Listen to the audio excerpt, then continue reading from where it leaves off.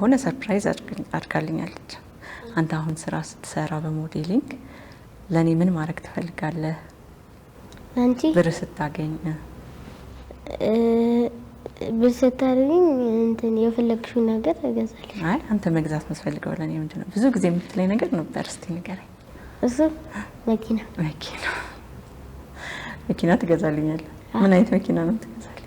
ያልሽ የምትች እኔ የፈለግኩትን። ሌላስ ምንድነው ማድረግ የምትፈልገው? መጀመሪያ ብር ስታገኝ ምን መስራት ትፈልጋለህ? ምን ማድረግ ትፈልጋለህ?